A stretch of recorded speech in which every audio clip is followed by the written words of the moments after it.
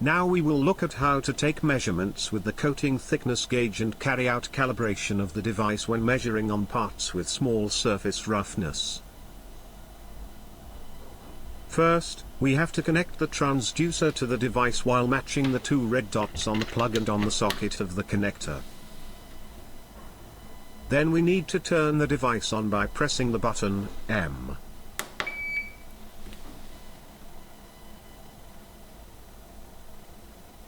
The display will show message lift the probe, and you need to put the probe in the air far from any metallic parts and wait to see a dashed line on the display that tells that you can start to carry out measurements. To take the measurements, we place the transducer on the sample substrate, wait for stable readings and lift the probe in the air. The last measurement result is displayed on the screen. Now, the calibration. The device calibration ensures reliable measurement results on parts with different magnetic properties, geometric characteristics, or surface roughness. First, we have to set the zero. Take a sample of the product without coating. Take a measurement on the substrate without coating. It can be repeated a few times. When we are happy with the readings, which are stable, we lift the transducer in the air and press functional button 0.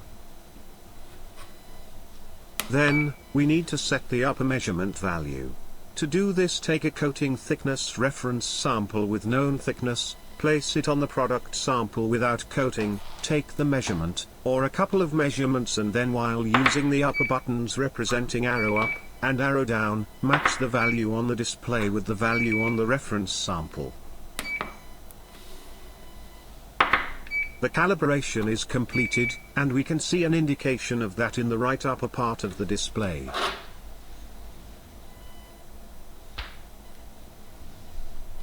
The parameters of the calibration are now stored in the memory, and will be available even after the device was turned off.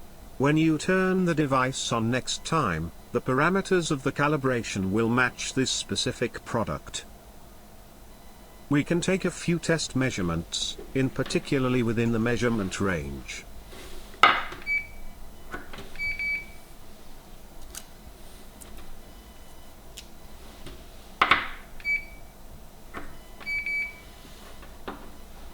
After that, we can turn off the device by holding button M and disconnect the probe.